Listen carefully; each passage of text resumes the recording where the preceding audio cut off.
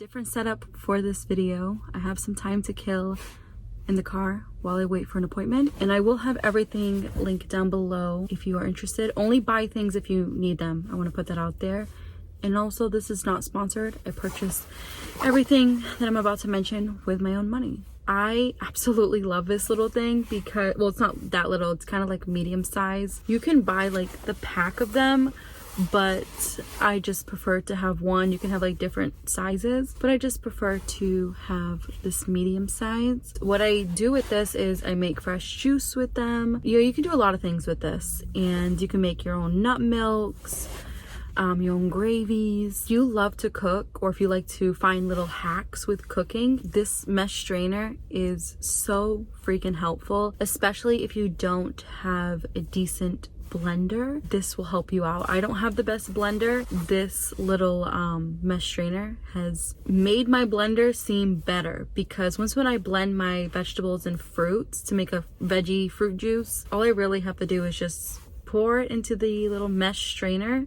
Obviously have a bowl underneath, and it catches all the juice while the strainer catches the pulp. Just makes my life easier. I think I paid like $8 for it or less. I honestly don't remember because I bought it a while ago. Next is a pasta strainer with the colander inside. Now, I purchased this I think like 2 years ago. I actually use this to sanitize my grapes. Obviously it comes with a strainer and then a big colander at the bottom, so it's just so easy to like have things soaking, and then you just take it up, or you pull it up, put it to the side, and then empty out all that nasty water. I use it also the bottom, like the colander. Sometimes I will just use that to make bread because it's a giant bowl. If you're getting like 2 in 1 and they stack together, you know, you can put them away very easily. Dishwasher safe. It's stainless steel, doesn't rust. It does have quite a few scratches on it because of me using it a lot, but honestly, as long as it's not rusted and it still does its job, that's all I really care about. Another thing I forgot to say was I use it to make salads. So with that big bowl, not the strainer, I'll put the strainer to the side, but with the big bowl, I'll just make a giant salad, and for dinner time, we can have some tongs and you can just scoop out your salad. It just makes life so much easier, and I don't have to buy additional dishes at the moment because I'm just using what we have and just trying to make what we have work. I know some people are not going to like this one, but this is what's kind of like helped me out a lot, and that is my unbleached parchment paper. I used to be a fan of silicone mats, silicone oven mats. I have purchased every brand you can imagine, from expensive to less expensive to cheaper. None of them work for me. I don't know what's going on with the silicone mats. I don't know what I'm doing wrong. They get really gunky and sticky, and then if I try scrubbing them or putting them through the dishwasher, they come out all like nasty looking and they smell really bad. That's another thing too, like when I was using silicone mats, my food was tasting like silicone, and it would have like this like silicone smell to it too. So long story short, I went back to parchment paper, but I went towards the unbleached ones. They are pricey, but I just find it so much more easier when it comes to cooking vegetables in the, or baking vegetables in the oven, fries, whatever I do in the oven, I use these, and I really like them. They are a little expensive, but you get a lot. And sometimes if I'll put like a cauliflower patty in the oven, I'll save the parchment paper because it was just one little patty on it and it's just cauliflower. Sometimes I'll keep reusing them. Again, I eat a plant-based lifestyle, so it's mostly just veggies going in the oven. So yeah, this is something that is a staple in our kitchen because I haven't found a silicone mat that isn't crap. And again, I've purchased so many different brands and price variations and no luck so far, so I'm just sticking with the unbleached parchment paper. I actually grabbed this from Target. It's usually around like $4. Next is cotton towels. Now this is another thing that I've actually talked about so many times. My cotton, like the black towels, I love them. They're from Target. They were a little on the pricey side, but they're 100% cotton, and I have had them, I want to say, over a year now. I think it's going on 2 years. I have the best setup ever when it comes to under the sink, and I fold them nice and neatly. That's like me time when it comes to like washing all of the towels and stuff. I love folding clothes. I honestly love doing some housework. When it comes to like laundry, cooking, I enjoy it. I think it's relaxing. So I have quite a few of these cotton towel thing. I don't even call them like dish rags. And I use these to cook. Now, I purchased these because I was going through my reusable napkins a lot, and instead of like going through the whole roll of my reusable napkins and washing them constantly, I decided to get some kitchen rags. So when I'm cooking, I'm not going through like 15 reusable napkins. I can just use that giant towel. And one of the towels, I switch them out every week, so they last a long time. And I went with black. I go with black when it comes to like anything involved in the kitchen. I go with black because it's forgivable with stains. And I am that type of person that cooks with curry. I cook with turmeric. I cook with pasta sauce. I cook with a lot of spices and sauces that stain very, very easily. So when it comes to cleaning up the kitchen after I'm done cooking, I don't want to have these neutral tone rags, even though they're beautiful and I love me some neutral tones, but I don't want to go with that. I want to go with the darkest color that they have, because I know that if something gets on it, if turmeric gets on it, if oil gets on it, cranberry juice, it's not going to stain. It's going to look perfectly fine when it goes in the wash and when it comes out the wash. When I was baking, I bought stainless steel measuring cups and stainless steel like tablespoon and teaspoon little, they're not cups, but spoons. I guess you could put it that way. Those are magnetic. They're wonderful. And my stainless steel measuring cups, I love them to death. Like, I can see myself passing these down when I don't cook anymore, or if I get older, I can see myself passing these down to like my niece and nephew, because they're gonna last forever. Like, I highly doubt these things will ever break because they're such good quality. The only thing when it came to the stainless steel cups is I had to purchase separately a 3/4 cup.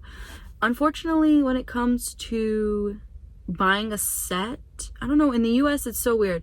When you buy a set of measuring cups, they always leave out the 3/4 cup.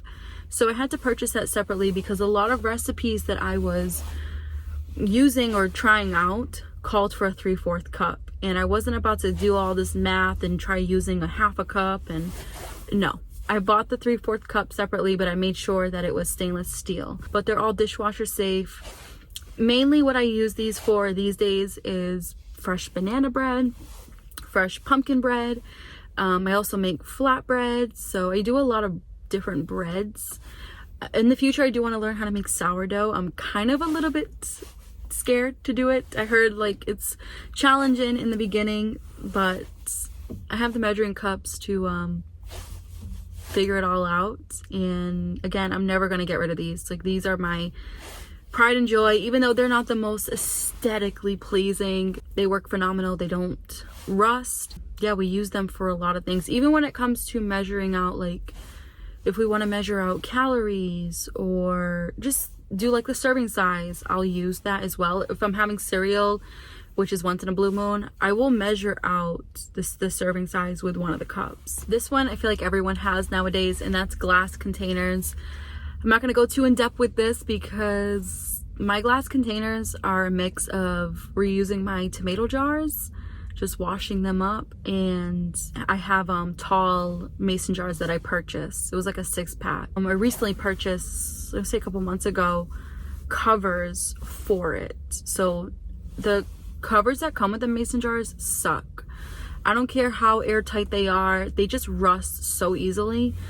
And they also are very, very sharp. I have slit this finger quite a few times, like in the middle, because of when you take the little lid off, and then that lid that's on top of it, like it's two like pieces of the lid. If you have mason jars, you understand what I'm saying. That other, like the suction part, is so freaking sharp. And like I said, I've cut myself so many times, it's insane. So I did purchase better covers that can go in the dishwasher. So glass containers are the way to go. I'm not a fan of having open bags of food in the cabinets because, I mean, unfortunately, bugs do come in the house. It's inevitable. Bugs, rodents, and especially when you live in an apartment building, it's inevitable. Ants. I grew up with having an ant problem in every apartment I've ever lived. There's just so many little bugs that get into the cabinets and they're looking for something to munch on.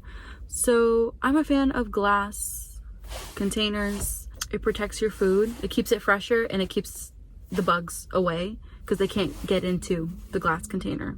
Just makes more sense. So I don't do it for aesthetic purposes, even though it looks a lot better. I don't do it for aesthetic purposes. I do it for, I want to keep my stuff fresh, and I don't want bugs eating my food. I didn't know about the health benefits of avocado oil, to be honest with you guys. The main reason why I purchased it was because it has a high smoke point. And what that means is I was cooking with, unfortunately, I was cooking with like olive oil on high temps. It would make the kitchen so damn smoky. The house smelled smoky, and it just kind of made me look like I didn't know how to cook. So the main reason why I got avocado oil was because I think the smoke level, like the smoke point, is 450. Like you can use this oil in the oven.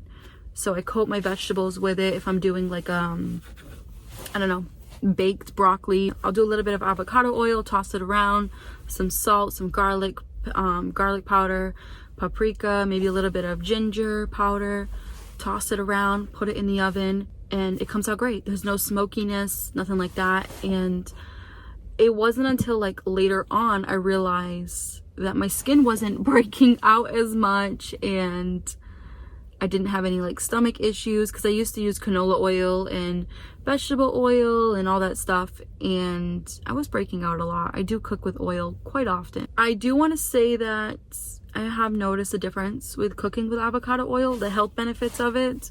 I think it's great. It is very, very high in calories though. I have to like cut back on that. But for cooking with it, again, it doesn't smoke up, and I have no complaints. Like we buy, I mean, I've showed the brand around here. That's the only brand that we purchase. It's the only brand I trust, to be honest, because I've tried Trader Joe's avocado oil, Stop and Shop's avocado oil. I've tried Whole Foods, their brand of avocado oil, and it all tastes like vegetable oil. It does not taste like avocado oil at all. Like you could just tell the difference. If you've had avocado oil and if you cooked with it for a while, you can tell the difference with other brands if they're cheaping out their oils. But that is it, you guys. Those are my cooking staples as a minimalist. I hope you enjoyed this video, and I will catch you in the next one.